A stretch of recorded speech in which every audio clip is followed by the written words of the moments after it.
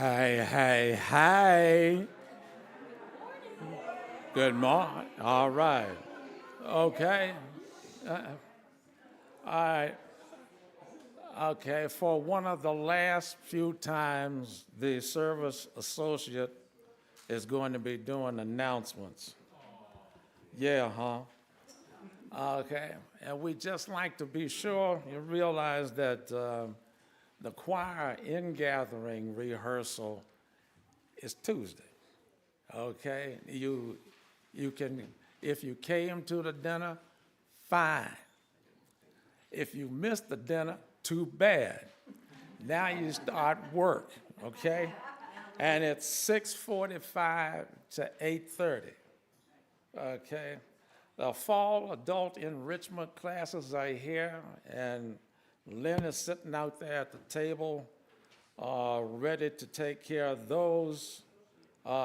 Presumably the T-shirt sale also. Well, Dave has moved in here, so I guess there's no one out there egging you on to sign for the Animal Advocates Ministry. You're going to have to wait in after the service to sign that petition. Okay, and one of the big things this church has done over the past few years is to take part in the Tents for Rents with the Community of Hope and help raise money to, help people, homeless people into new housing. Also help the City of Hope take care of those people, because I don't think they're being supported by the city so much. It's going to be you, me, and thee. All right. Now, I was in the process of silencing my phone when I was reminded I have to get up here.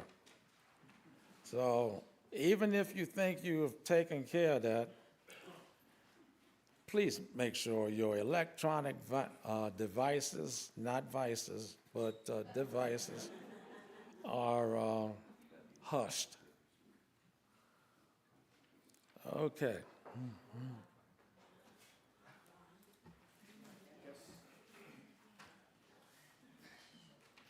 I'll take that. Okay. Okay, that's fine. Thank you. Yeah. Since I am the one who is bold enough, well, anyway, I changed the order of the words of this song from what's in your book. So if you are reading from the book, realize that I like the order to be enter, come in, and then rejoice, rather than come in, rejoice, and then, I don't know, you got to come back in again. With apologies for the woman who wrote it. Anyway, I invite you to stand as we sing our gathering song, Enter, Come In, and Rejoice.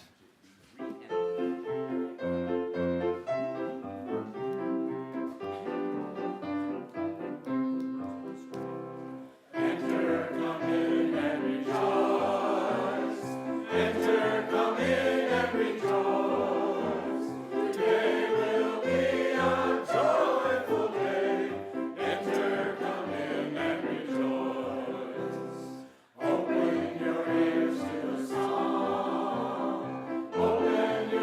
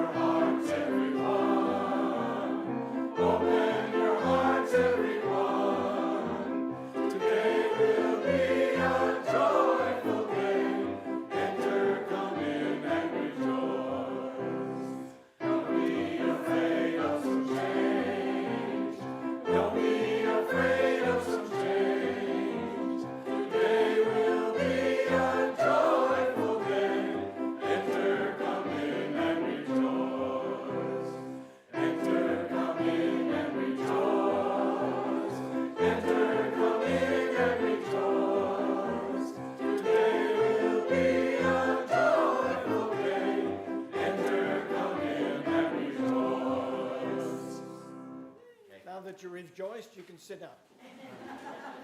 All right. Well, let me say officially good morning, church, and welcome to the home of the Unitarian Universalist Church of Las Cruces. We welcome those of you who are in the sanctuary and also those that are on streaming technology, and we are especially glad to have the children with us, children and youth. Our minister is the Reverend Thompson, and he is all over the pulpit today.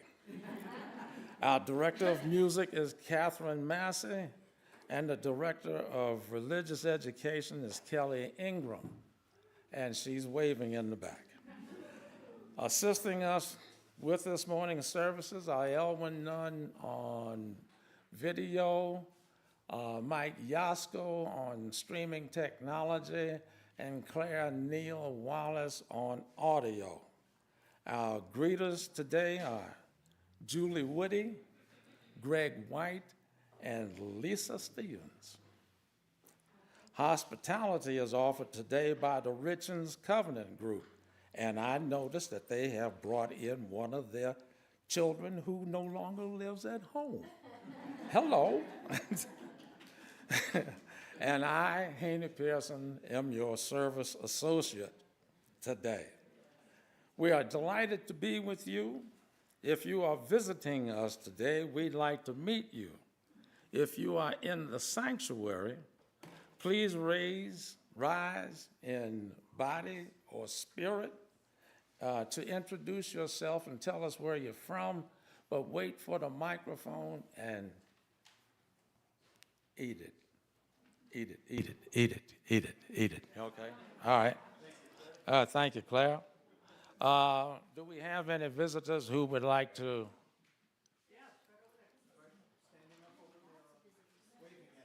Waving at me. Oh, all right. Well, there were people walking in front of that person from my angle. All right. Hi. Hi. Thank you. I see people I don't know. Howdy, I am feeling very welcomed here. My name is Bill Schilling. I am from a place called Salem, Ohio. Yeah! What was that? And I am just traveling through in my motorhome on the way to who knows where. I have no plans on this particular trip, but I wanted to stop in this area to see my good friend for many, many years, probably about 30 years, Rod Thompson. And so I got to know Rod and Mary many years ago at Folk Festival in Kent, Ohio. And then we have played and sung together in many groups since then. So thank you for welcoming me in here. And we are going to continue the joining in music this afternoon at 3 o'clock. Anybody who wants to come and join the jam, probably out here in the lobby. So get a chance to hear Bill play and sing. Huh? You got, okay. Good morning, church. Stand, please. I would like to introduce my girlfriend, Terry Ortega, to the church. Good job, babe. All right. Do we have anyone else? Okay.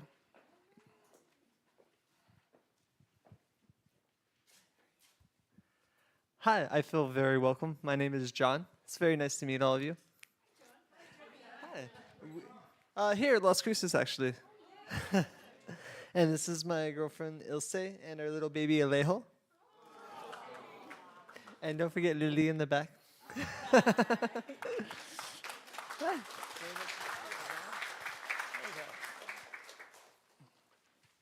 Okay. I was wondering, dude. Hey, I'm Steve. I live here in the community. I'm just checking out some local churches, so nice to see you all.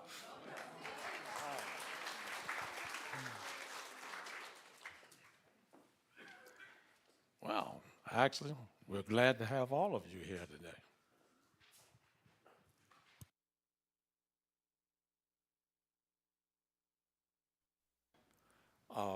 Visitors card when in the lobby, or if you haven't received one, I'm sure someone will be near you anyway. So that we can invite you to other things here at the church. Do we have any visitors online? Okay, nope. If you are a shy visitor but are curious about our church, fill out a visitor's card also, and you'll receive the same invitations. Unitarian Universalism has no creed nor dogma. We are a covenant-based church, meaning that we agree to live in relationship with each other according to the Unitarian Universalist principles and our church's covenant of right relations.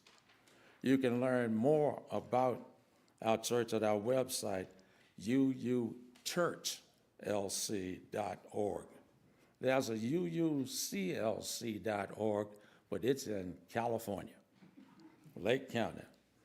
And please join us after the service for coffee and conversation, inside or outside the RE building just down the breezeway. This morning's chalice lighting was written by the Reverend Andy Pupil, a Jewish American atheist with an MIT doctorate in biology, a master's degree in business administration from the Sloan School of Management, and a theological degree from the Unitarian College of Manchester, England. Truly an interesting man. Once again, we light our chalice flame. It is a small action, one little point of light in a vast universe of darkness. Alone, this flame will not light nor warm even this single room. Yet we light this chalice flame again and again. It is an act of faith. Nothing worth doing is ever completed at once, nor is it done alone. And nothing is ever hopeless when love is in our hearts.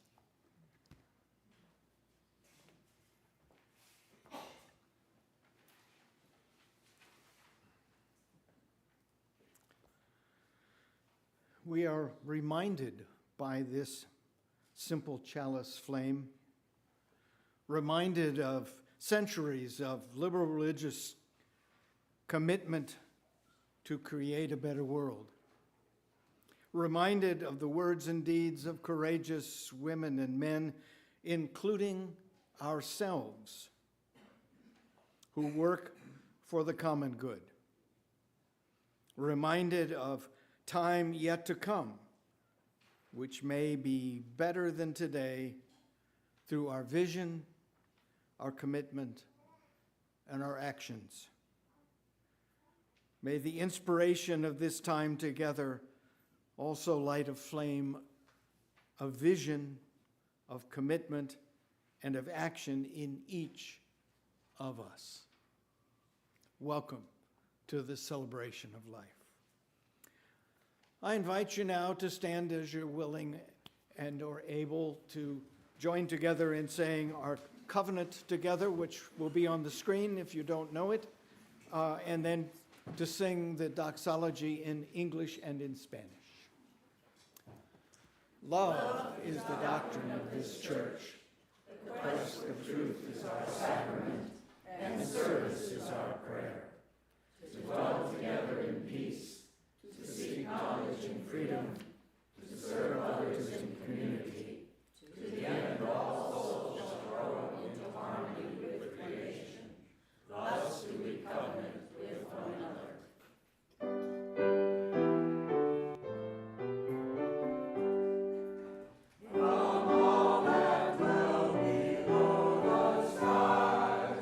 Let songs of hope and faith arise.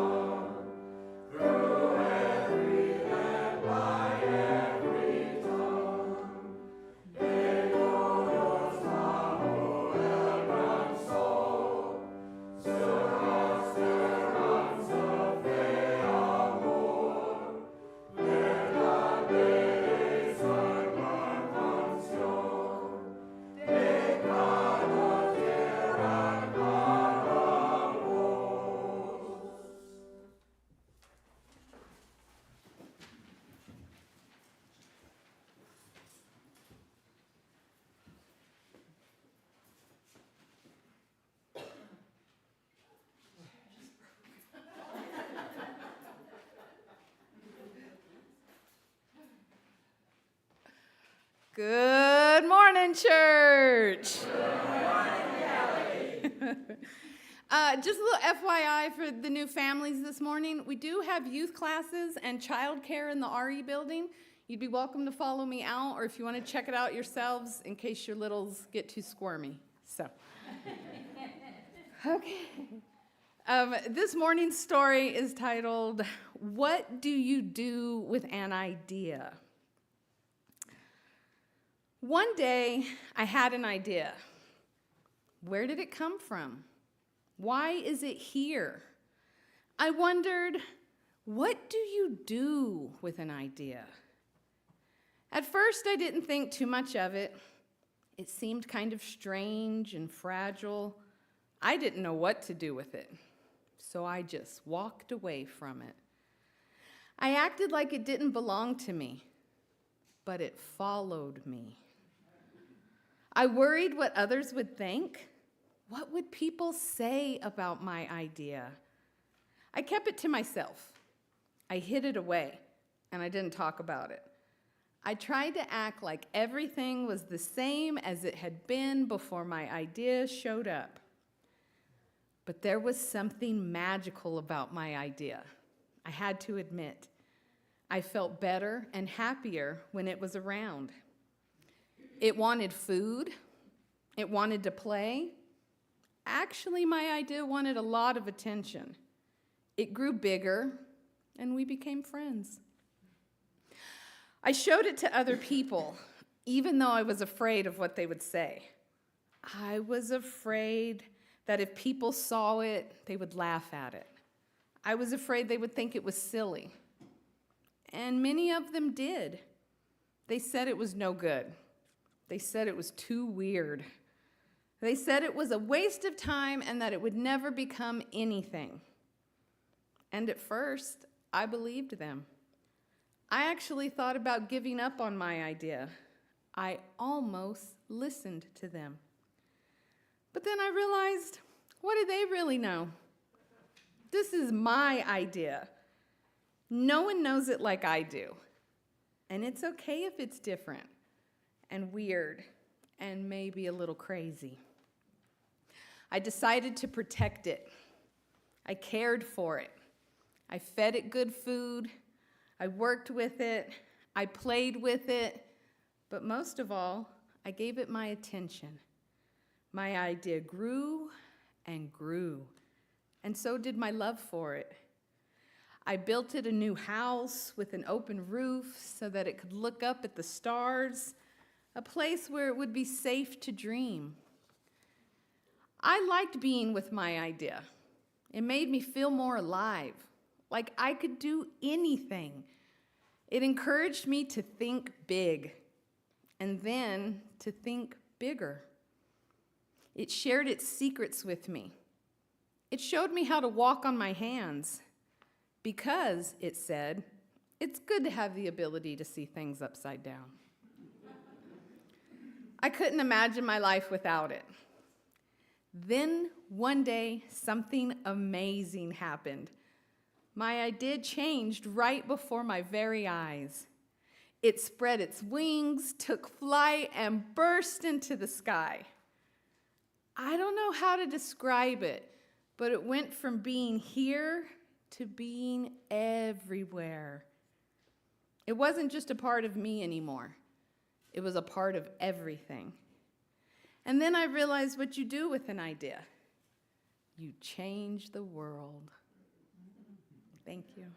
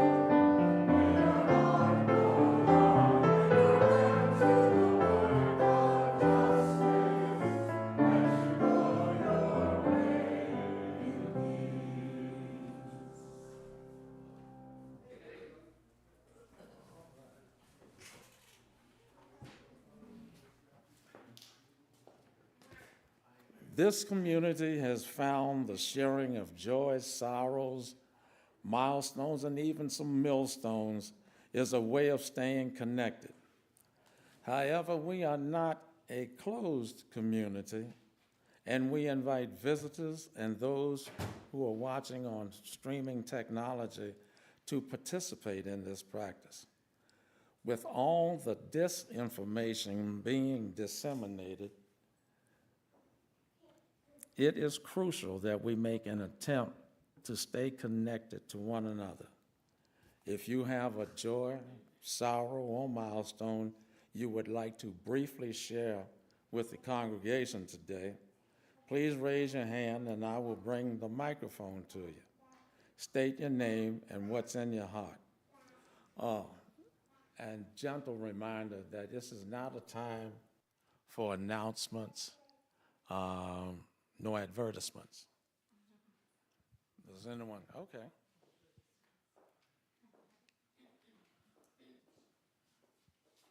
Good morning. I have a joy. I moved here about almost 4 years ago, far away from family. And then my sister moved here and lives on the same street as I do. And I learned yesterday that my brother is moving from Santa Fe to Las Cruces. So now we're just waiting for the second brother to move from Oregon. I don't think it's going to happen, but I'm very delighted to have family so close.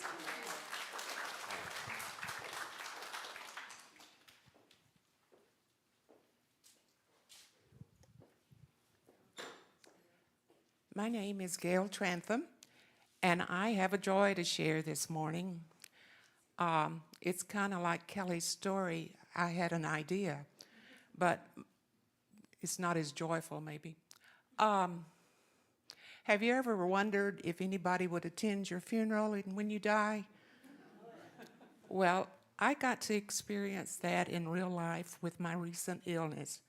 I had a life situation, and I was flown to Houston for surgery, and I had my wonderful immediate family that went with me and supported me the whole time I was there.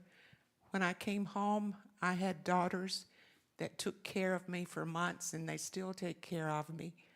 I had friends in this church who I couldn't have done it without you. You sent me cards. You sent me food, you sent me gifts, you sent me flowers, and you're the reason that I wanted to get better and be back a part of you. Thank you, thank you, thank you.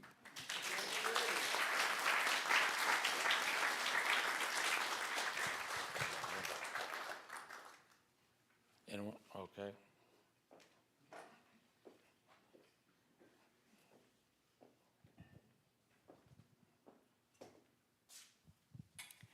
Good morning, I'm Cindy.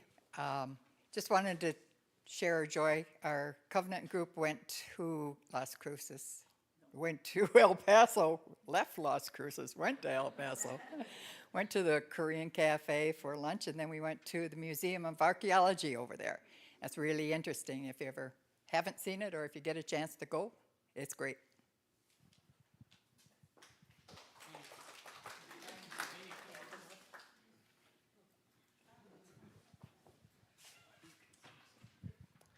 Feels like I'm doing this a lot recently.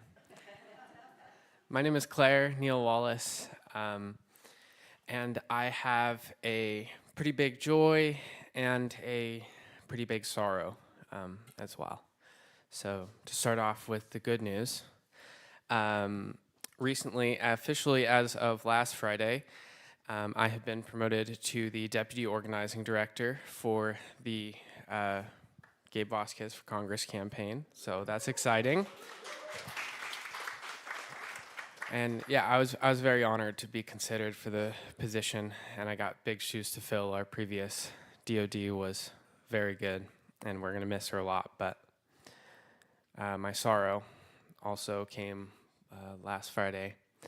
We unfortunately lost Dr. John Hill to cancer. He went pretty fast. He 2 weeks ago now, I said that he was getting bad, and he was on hospice after a week and about 3 days on hospice, and then he passed away last Friday. And please keep his wife Judy and his 3 children in your hearts.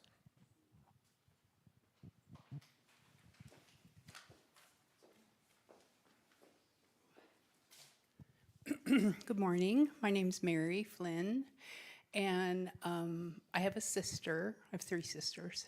My sister Nancy is a 2-time cancer survivor, twice, and she's had a recurrence. She has renal cell carcinoma, and we're going to lose her.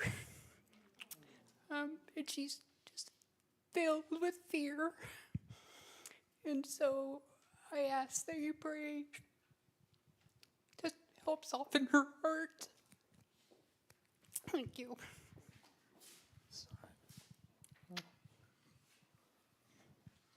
Anyone?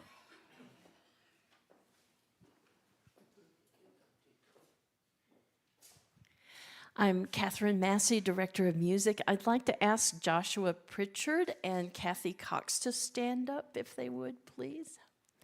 Putting them on the spot here. So the 3 of us drove to Albuquerque for almost a week at the Association for UU Music Ministries conference. And this is our music program here is a collaborative one. I cannot do it by myself. We have choir members, we have new choir members, we have other very talented musicians in our midst.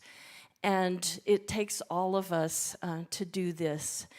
And you supported all of us going and doing that, and I would like to thank you.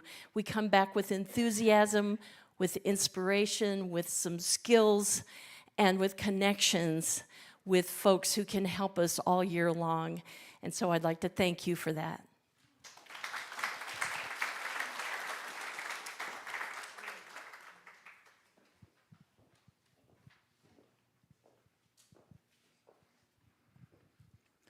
Good morning. I'm Tom Packard. I have 2 joys. The first is my youngest granddaughter, Samantha Pratt, who lives in Charleston, South Carolina. She just matriculated at Clemson, and the nice thing about that is her dorm looks right out at the football stadium, and I'm hoping that somewhere down the line she might invite me to see a home game. The second joy is that I'm feeling withdrawal from the Olympics because I feel this is an incredible coming together of the youth of the world in the name of peace, and I just couldn't get enough of the wonderful competition that went on, and again I'm looking forward to the Winter Olympics, which will be coming up in Cortina d'Ampezzo and Milan in Italy in 2026.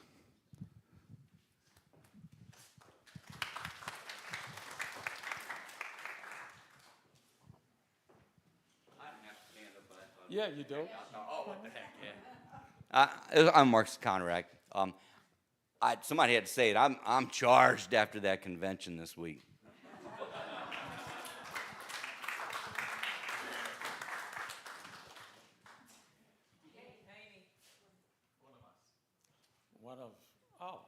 Okay. You were hiding. I'm short. You can see my hand go. I'm Helen Threadgill, and several weeks ago I announced that I had made a bid on a house. And finally, after back and forth and back and forth and back and forth, excuse me, they accepted my offer. So, yes.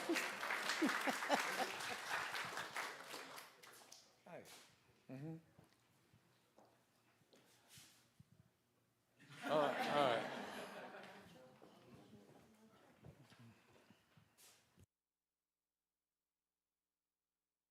I'll say this. Earlier this year, I sprung a leak. if you fool around with mosquitoes and yuccas, you're going to get punctured. And I sprung a leak, and I couldn't stop it myself, so I went to urgent care, and the doctor plugged it with super glue. And he said that you have edema, okay, in your lower legs, in your lower body. And there used to be a couple of places in town that would handle it, but they aren't. So I'm sending you to El Paso. So Lynn and I were driving back and forth 3 times a week to El Paso Paloma Wellness. And let's face it, she wouldn't let me drive because of the bandages on my feet and ankles and stuff. And so our son Micah, Charlie, and the tall, hairy one, Josh Pritchard, took Haney to some of his treatments. And they rub you, they oil you, and they compress you, okay? And so it got to a point where my wife let me drive myself, okay? So I really appreciate the thoughtfulness of the group. And I will light an additional candle for all of those hopes, dreams, and wounds and worries and so deep in your hearts that we cannot express them. Remembering this, let us treat one another with patience and love. Press, push, press.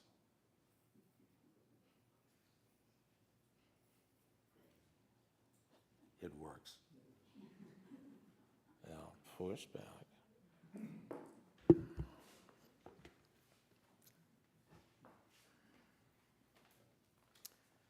Remembering the joys and sorrows, milestones that have been shared, I invite you now into a period of quiet for reflection, repose, meditation, and prayer. So with the sounds of our community all around us, let us enter into the silence.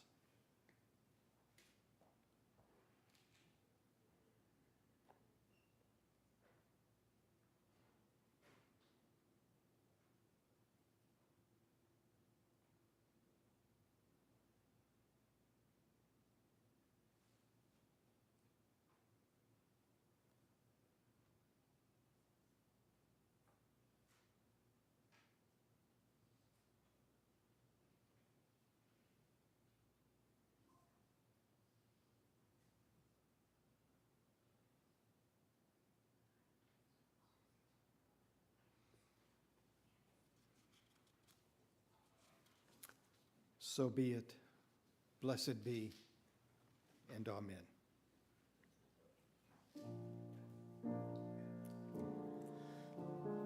You can remain seated while we sing this.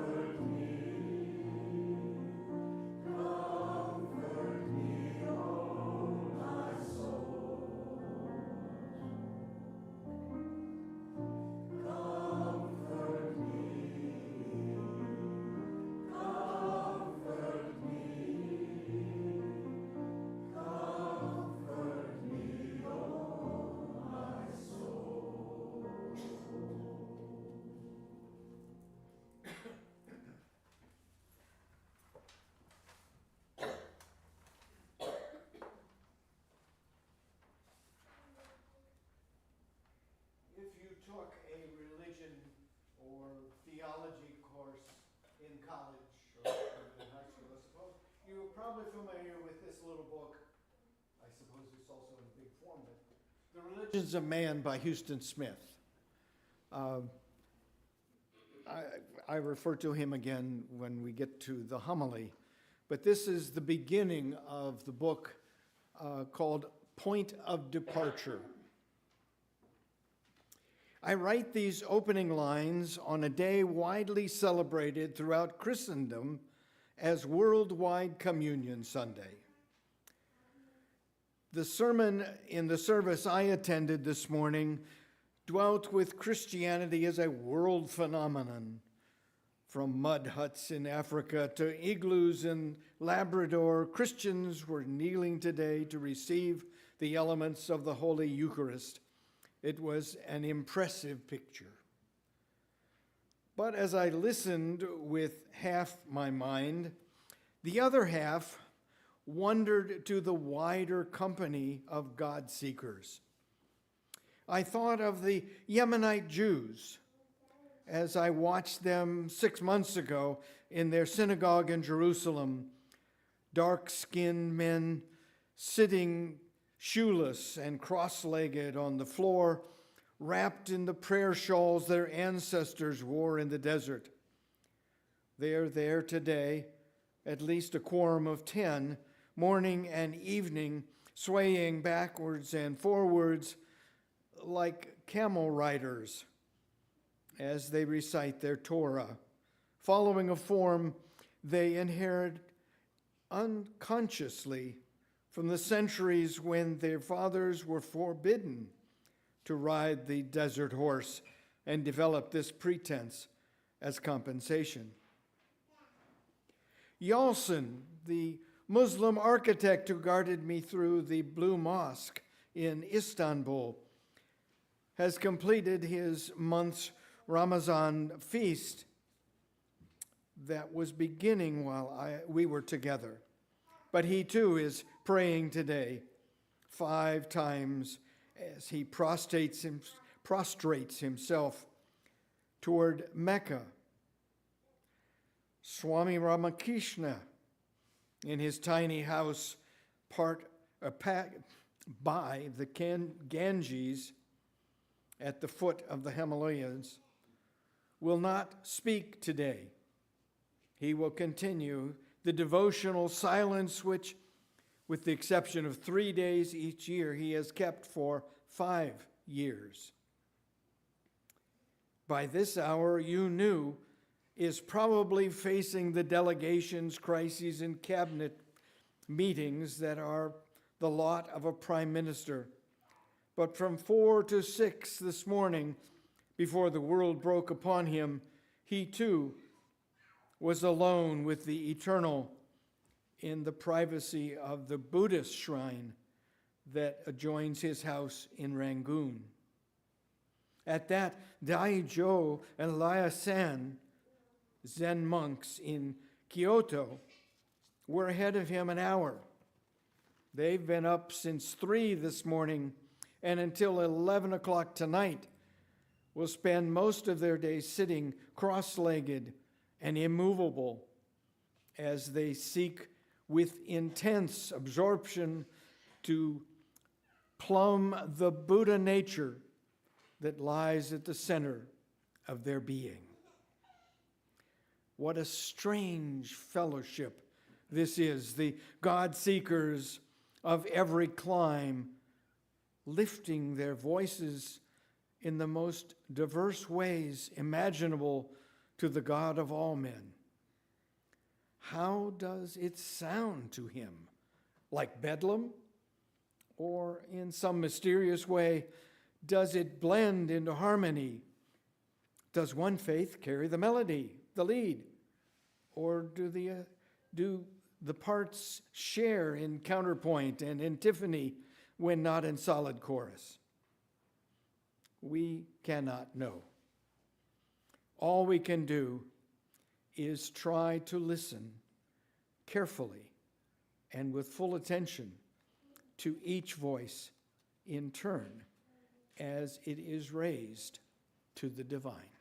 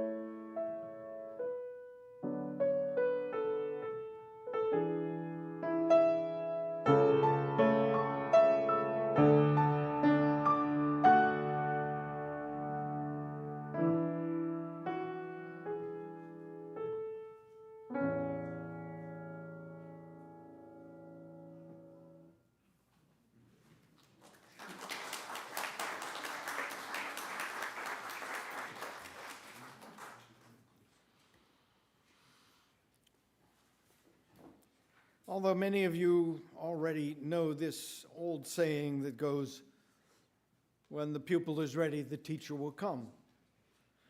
But I first heard it a long time ago in a sermon written by my colleague Rolf Gerhardt when he was the minister of our church in Richmond, Virginia. Rolf was talking about a dream he had had while he was in the hospital having a back problem tended to. He didn't know what had triggered the dream, but he did remember that before he had the dream, the nurse had given him a pill. He hadn't asked what the pill was. It may have been a theological pill, he speculated, for I am now convinced that my strange dream was the one and only theological dream of my life. Like most of us in the ministry business, he had waited for a theological dream for a long time. He's now one up on most of the rest of us. Anyway, in that sermon of his, he used this phrase as he was trying to understand his theological dream. When the pupil is ready, the teacher will come. Implicit in that seemingly simple statement are some very powerful concepts. When the pupil is ready, the teacher will come. The first concept I find in that statement is that all significant learning occurs only when the pupil is ready. Ready for it to be significant. every one of us could learn 1,000 lessons a day, every moment of life is filled with significant experiences, but we are not tuned into them. Most of us are capable of learning only a few things a day, so we ignore all the other possible lessons that surround us in life. Mostly we focus according to our immediate needs, or focused on trying to solve our most immediate problems. This same perspective tells us that the answers are always there, but either we're just not ready for them, or we may have specific wants and desires that get in the way, or we just don't like those answers. But the answers are always there when the pupil is ready. The second concept I find in this statement is the fundamental message of Eastern theology that everything connects to everything. The ancient Chinese religion of Taoism is built upon this theology, using the word Tao to describe the fundamental force of the universe, or the flow, the way, the power relating everything. As Lao Tzu teaches, the Tao exists everywhere, connecting everything, but does not control or direct. Thousands of years after Lao Tzu wrote, our scientists articulate a similar theory, saying that everything exists in interlocking fields of force, that nothing is separate or isolated. Pupil and teacher are connected by subtle, unperceived forces and powers, and only when the conditions are right does the connection become effective. Which takes me to the third concept, which I find in that statement. It says we can discipline ourselves to be ready. Oh, hello. We have a visitor here, a very small visitor.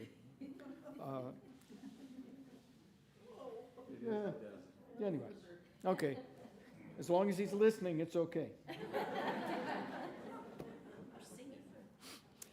In the Eastern sense, the discipline has many, many forms: meditation, yoga, tai chi, mindfulness, ritual, and most important, I think, for us, an openness to any experience that enhances connections. Living as we tend to do in a tightly focused, purposeful manner means that we filter out perceptions of experiences that do not follow our narrow guidelines. But in a disciplined manner, we can learn to break our habit of being so narrowly focused and purposeful, of holding up answers even before the questions are asked. We can learn to be ready pupils. I wish I could say that I have learned how to do this, to be a ready pupil. I can say that I am learning, but regardless, when it happened, I was ready and the teacher did come. For years, I've been talking about the interdependent web, our interconnections with each other and the universe. I have even witnessed it in my life, but I have to admit that I had not really understood it or realized it or internalized it until I went to a Thomas Jefferson District annual meeting in Chattanooga, Tennessee, and heard Houston Smith speak. Actually, I didn't even get to hear his keynote address to the assembly. I was only there for the ministers' gathering over dinner when he spoke to us. During that presentation, he shared several images that have helped me to understand what being interconnected, of what being part of an interdependent web really means.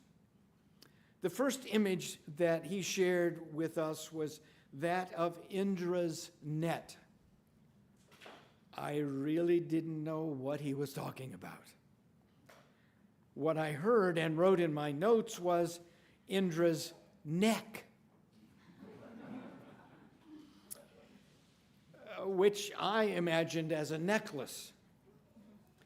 It was only later that I got it right. Here's what the internet describes Indra's net to be.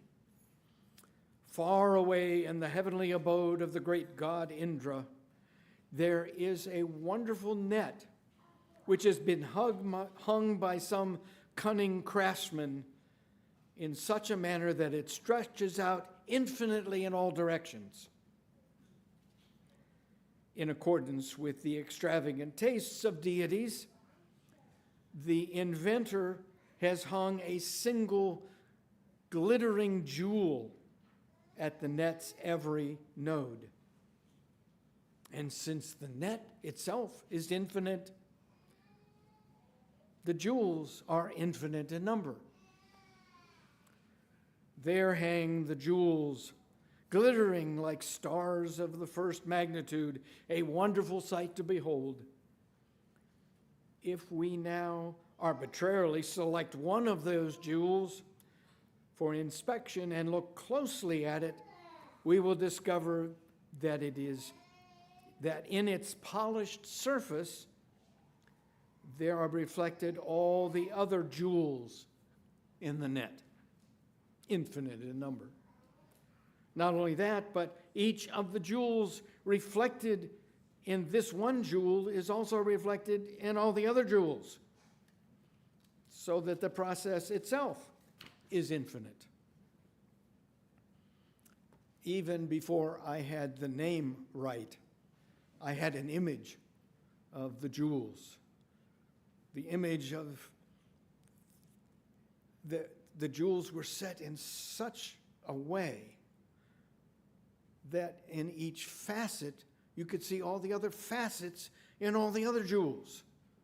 That is interconnection.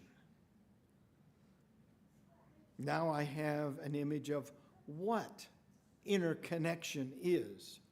Now I have an image of interconnections upon which to focus my life and ministry, because now I have experienced the image of the reflections in Indra's net.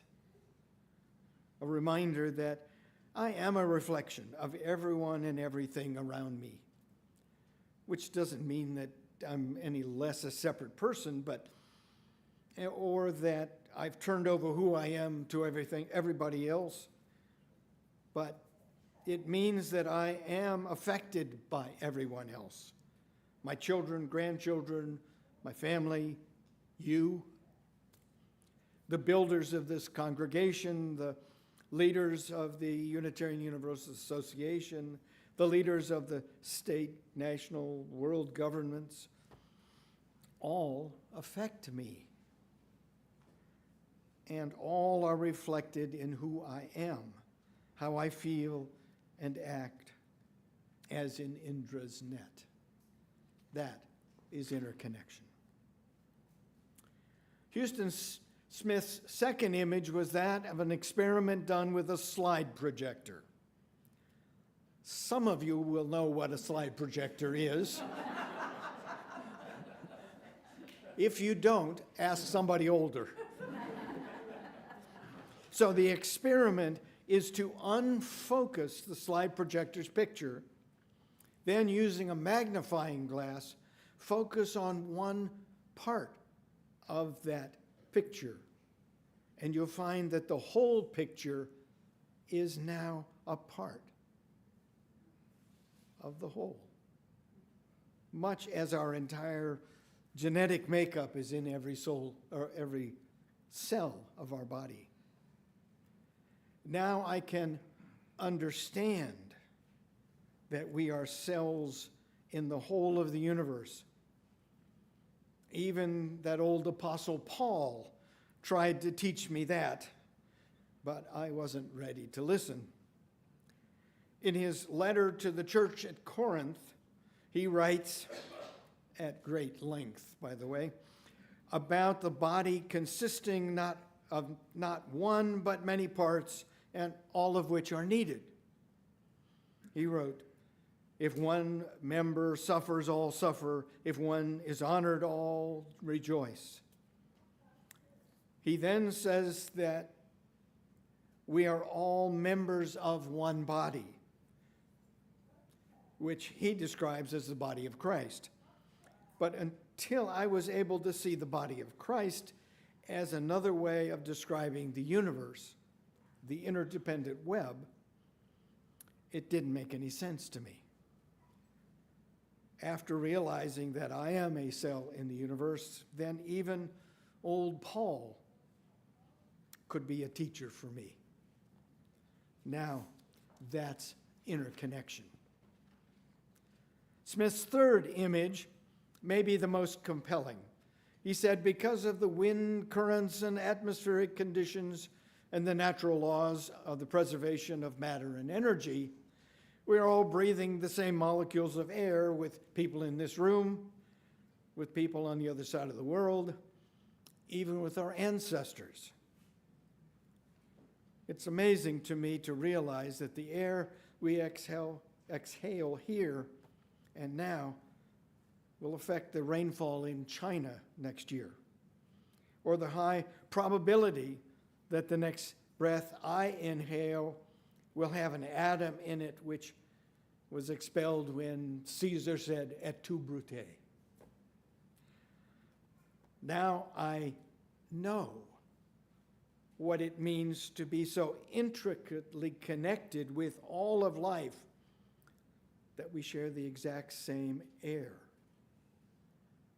If I am breathing the same molecules as someone else has just breathed out, the molecules that have been inside them, in their lungs, maybe in their bloodstream, I'm sure not going to hesitate to take their hand or give them a hug.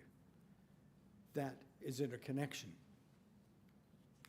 Smith's fourth image was that of a wonderful poem written by Edna St. Vincent Millay as she experienced the world around her on an autumn day. O world, I cannot hold thee close enough. Thy winds, thy wide gray skies, thy mists that roll and rise. Thy woods this autumn day that ache and sag and all but cry with color.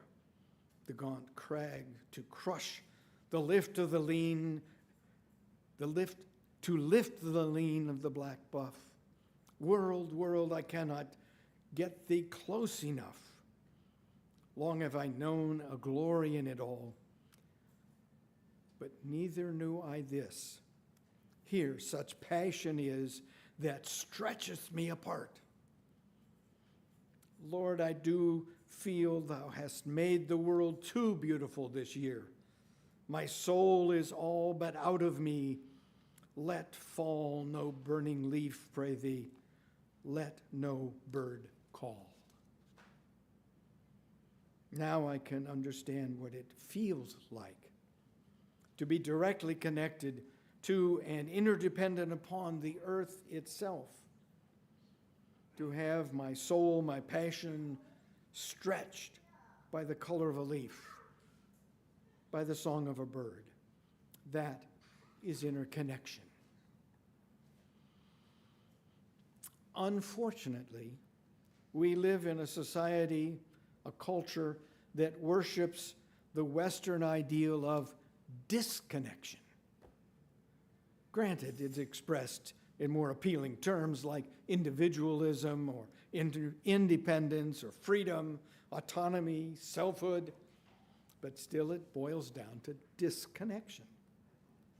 I'm thankful that I'm part of a religious tradition that acknowledges our need for connections, for interdependence.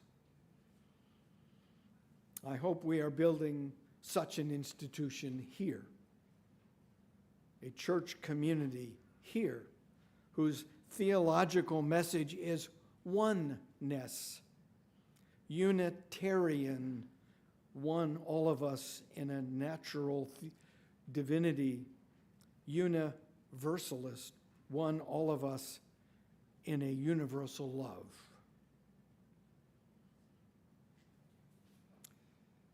Work at being open to any expression or experience that enhances connections.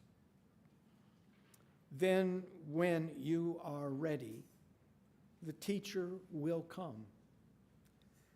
And there's no need to look very far for that teacher, as in Indra's net. He or she may be that neighbor across the street, or the child that reaches out to you, or the person sitting next to you right now. When the pupil is ready, the teacher will come. Your turn. Thank you very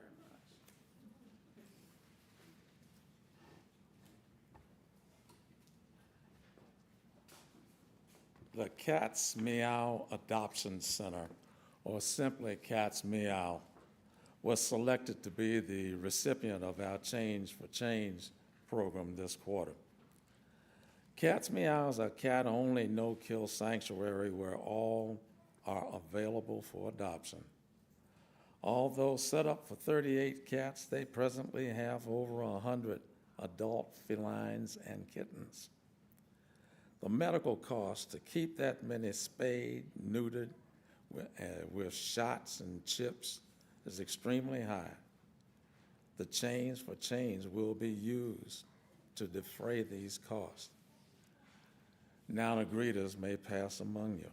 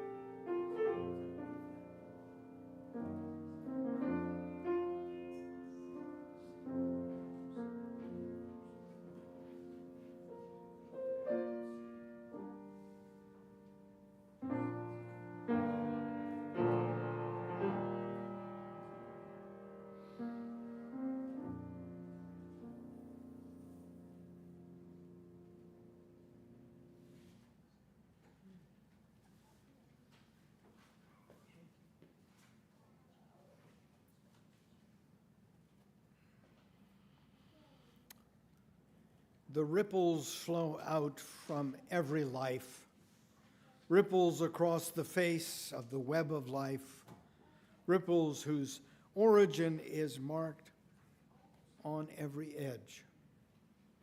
May the ripples we send forth to the edges of space and time and spirit express the best which is ours. And may we have faith that all the worlds of our dreams are contained in each of us, waiting for us to act. Our time together is almost over, but our time of service is just beginning. So may it be. Blessed be, and amen. I get you to rise again as you're willing and able to sing our closing hymn, Break Not the Circle.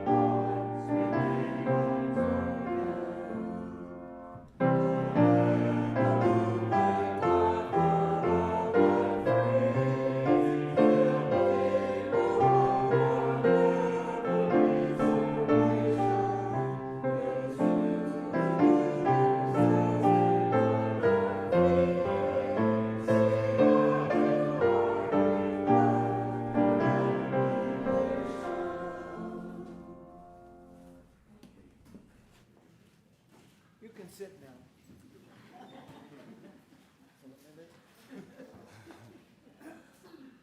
Would you say with me, please, the words for extinguishing the flame? We extinguish this flame, but not the light of truth, the warmth of community, or the fire of commitment. These we carry in our hearts until we